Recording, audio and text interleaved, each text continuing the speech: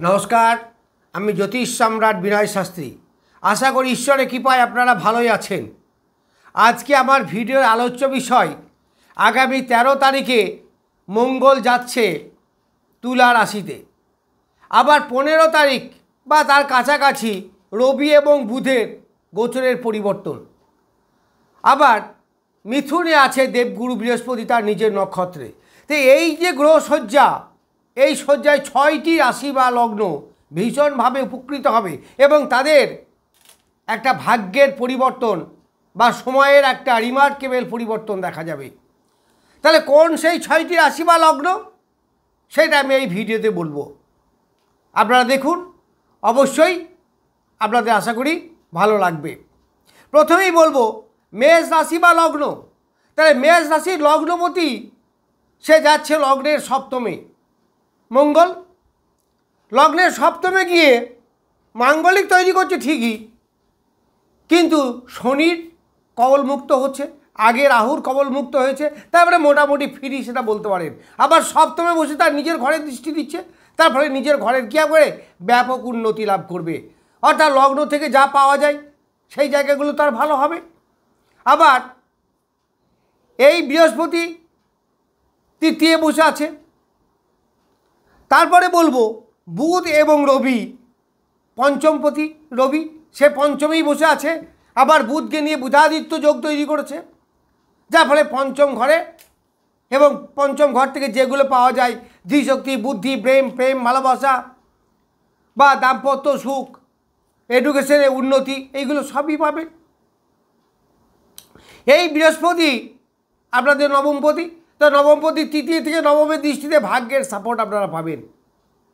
এইবার আসবো কর্কট রাশি বা লগ্ন সাপেক্ষে এবং সিংহ রাশি বা লগ্ন সাপেক্ষে এই মঙ্গল হচ্ছে রাজ্যকারী গ্রহ। কর্কট রাশির এই মঙ্গল পঞ্চমপতি এবং দশমপতি, আবার সিংহ লগ্ন সাপেক্ষে চতুর্থপতি এবং নবমপতি, যার ফলে এই দুই জায়গাতেই একই রকমভাবে রাজযোগ। ফলে কি করবে, কর্কট রাশির দারুণভাবে উন্নতি করবে কর্মজীবনে, তার অর্থ উপার্জনে।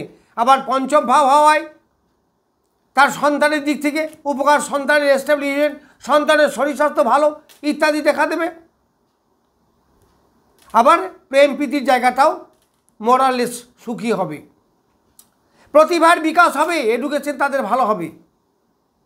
আবার কর্মের জায়গাটাও বেশ ভালো হবে। যদি আমি নবমপতি ধরি তাও ভাগ্যের সাপোর্ট, কর্মের উন্নতি। যদি আমি দশম ধরি তাও কর্মের উন্নতি বা ভাগ্যের সাপোর্ট আপনারা পাবেন। আবার দ্বিতীয়পতি কর্কট লগ্নের দ্বিতীয়পতি রবি, আবার যে সিংহ রাশির কথা বলা যায় তাহলে লগ্নপতি রবি।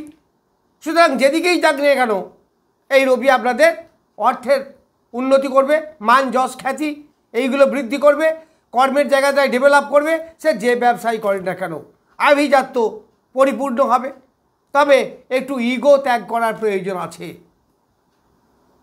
রাগ, জেদ, হঠকারিতা এইগুলো থেকে একটু দূরে থাকবেন। এইবার এই সিংহ রাশি বা কর্কট রাশি যাই বলুন না কেন, এই বৃহস্পতি হবে নবমপতি আর না হলে পঞ্চমপতি, তো যেদিকেই যাব উপকার। অর্থাৎ পঞ্চমপতি হলেও সিংহ রাশির কাছে মঙ্গল বৃহস্পতি পঞ্চমপতি, আবার কর্কট রাশির কাছে বৃহস্পতি নবমপতি, তাহলে পঞ্চম আর নবম একই রকমের ফল মোটামুটি দেবে। ফলে বৃহস্পতি দারুণ উপকার আসবে, অর্থনৈতিক উপকার, মান যশ খ্যাতির উপকার, দাম্পত্য সমস্যা থাকবে না। এই সিংহ রাশির একাদশে বসে আছে বৃহস্পতি, তাহলে অর্থের উপার্জন আনবে, গেন আসবে, যে কোনো দিক থেকে গেন আসবে। যারা স্টুডেন্ট তাদের রেজাল্ট ভালো হবে, নিশ্চিত হবে। আবার যদি আমি কর্কট রাশি ধরি তাহলে কর্কট রাশির দ্বাদশে বৃহস্পতি, কিন্তু সেক্ষেত্রেও তো নবমপতি, তারপরে একটু দূর দেশে যেতে হবে, কর্কট রাশির পক্ষে একটু দূর দেশে যেতে হবে। তাহলে মোরাললেস কি বলা যায়, যে কর্কট রাশিই বলি আর সিংহ রাশিই বলি, এই মঙ্গল দারুণভাবে ফল দেবে এবং সাপোর্টার হিসাবে থাকবে রবি এবং বুধের স্ট্রং বুধাদিত্য যোগ।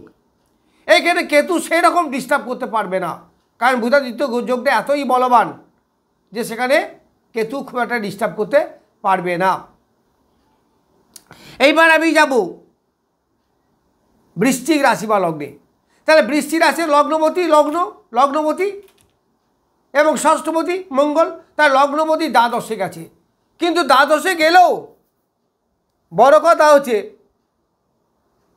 ওই যে শনির কবল মুক্ত হয়েছে, অর্থাৎ শনির সঙ্গে যে বিষ যোগে ছিল, যে অ্যাক্সিডেন্টের যোগে ছিল, সেখান থেকে সে পরিত্রাণ পেয়েছে, অর্থাৎ মুক্ত অবস্থায় আছে। এই দ্বাদশে বসে থেকে বৃহস্পতি, ধনপতি বৃহস্পতি, পঞ্চমপতি বৃহস্পতি তার দৃষ্টি পাচ্ছে। তাহলে পঞ্চমপতির দৃষ্টি পেয়ে কী হচ্ছে, সে অনেকটা বলবান, রাজযোগের সৃষ্টি হচ্ছে। আবার বলবেন যে চতুর্থ থেকে রাহু তো দৃষ্টি দিচ্ছে, হ্যাঁ দিচ্ছে। রাহু কী করে, বিদেশের কারকগ্রহ, দ্বাদশ বিদেশের কারকগ্রহ। আবার দ্বিতীয় হচ্ছে অর্থের কারকগ্রহ। তারপরে বিদেশে যারা অর্থ উপার্জন করার জন্য গেছেন, যারা বাইরে কর্ম করেন, যারা জন্মভূমি থেকে অনেক দূরে, বিদেশ মানে চীন, আমেরিকা, জাপান যেতে হবে এমন মানে নয়, অন্য রাজ্যে বা জন্মভূমি থেকে বেশ দূরে, মানে যতটা দূরে যাওয়া সম্ভব, তাদের কিন্তু দারুণ ডেভেলপ হবে।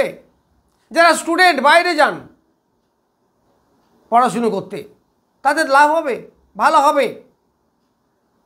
তবে বাইরের যারা আছেন তাদের ডেভেলপমেন্ট একটু বেশি হবে। আবার দশমপতি দশমে আছে, একাদশপতি দশমে আছে, সেখানে একটা স্ট্রং রাজযোগ তৈরি করেছে। দশমপতি একাদশপতি বেশ বলবান, বুধাদিত্য যোগ। তারপরে কর্মের উন্নতি আপনাদের যথেষ্ট হবে। আবার কী হবে, একাদশপতি দশমপতি কর্মের মাধ্যমে আয় উপার্জন বৃদ্ধি হবে। ফলে একটা মোটামুটি ভালো পরিবর্তন দেখা দেবে। এই 13 তারিখ থেকে বা সেপ্টেম্বরের মাঝামাঝি থেকে আরম্ভ হবে। যে পরিবর্তনটা বারবার বলছিলেন যে আমাদের পরিবর্তন কবে হবে, আমাদের শুভ সময় কখন আসবে, বারবার জিজ্ঞাসা করছিলেন।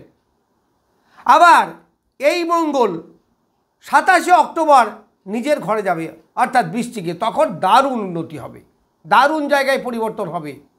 তারপরে ডেভেলপমেন্ট, এক কথায় বলা যেতে পারে যে বৃশ্চিক রাশির ডেভেলপমেন্ট শুরু হয়েছে। আমি আরও বিস্তারিত বলবো যখন পার্টিকুলার একটা একটা করে রাশি বলবো তখন। এইবার যাব ধনুরাশিতে। ধনুরাশির দ্বিতীয়পতি, দ্বাদশপতি হলেও পঞ্চমপতি মঙ্গল, সে এসছে কোথায়, একাদশে। তাহলে ধনুরাশির একাদশে আসছে পঞ্চমপতি মঙ্গল, আবার পঞ্চমে দৃষ্টি দিচ্ছে। তাহলে প্রতিভার বিকাশ হবে, স্টুডেন্টদের পড়াশুনো ভালো হবে, প্রেম প্রীতির ব্যাপারে অনেক শান্তি ফিরবে, কামনা বাসনা পরিপূর্ণ হবে, সন্তানদের উন্নতি হবে, সন্তানদের এস্টাবলিশমেন্ট বাড়বে, সন্তানদের এডুকেশন ভালো হবে, এইগুলো সব পাবেন। ইমিউনিটি পাওয়ার বাড়বে, যারা বয়স্ক আছেন তাদের রোগ মুক্তি ঘটবে, ওষুধ খেতে হবে কম, এইগুলো পাবেন। আবার একাদশে থাকলে কী হবে, সফলতা এনে দেবে। তাহলে পঞ্চমপতি একাদশে থেকে পঞ্চমী দৃষ্টি দারুণ ভালো যোগ। প্লাস ধনুরাশির বা লগ্নের অধিপতি বৃহস্পতি মিথুনে বসে থেকে সে ডাইরেক্ট লগ্নে দৃষ্টি দিচ্ছে, আবার লগ্নের একাদশে দৃষ্টি দিচ্ছে। তাই এই যে বারবার পরিবর্তন চাইছেন, বারবার একটা ভালো জায়গায় যেতে চাইছেন, এই সময় আপনার ভালো পরিবর্তন হবে, অর্থাৎ সেপ্টেম্বরের মাঝামাঝি থেকে। আবার দেখুন এই ধনুরাশি বা লগ্নের নবম বা ভাগ্যস্থানে আছে রবি এবং বুধ, ভাগ্যপতি ভাগ্যস্থানে আছে, সেখানে বুধ দশমপতি, তার নবমপতি দশমপতি রাজযোগ তৈরি করেছে। তাহলে কর্মের একটা বিরাট উন্নতি হবে। অর্থাৎ এই যে সেপ্টেম্বরের মাঝামাঝি প্রত্যেকটা এই যে 6টা রাশির কথা বলছি, এই 6টা রাশির উন্নতি হবে, চরম উন্নতি হবে। এরপর বলবো মীন রাশি। মীন রাশির লগ্নপতি আছে লগ্নের চতুর্থে বসে। এবার মীন রাশির দ্বিতীয়পতি এবং নবমপতি হচ্ছে মঙ্গল। সেই মঙ্গল বসছে কোথায়, অষ্টমে। অষ্টমে বসছে বটে, কিন্তু এই মঙ্গল অষ্টমে থেকেও আপনাকে অনেকটা ভালো ফল দেবে, কারণ দ্বিতীয় তার দৃষ্টি আছে, অর্থনৈতিক একটু উন্নতি আসবে। আবার ষষ্ঠে বসে আছে রবি, ষষ্ঠপতি ষষ্ঠে, সপ্তমপতিকে নিয়ে।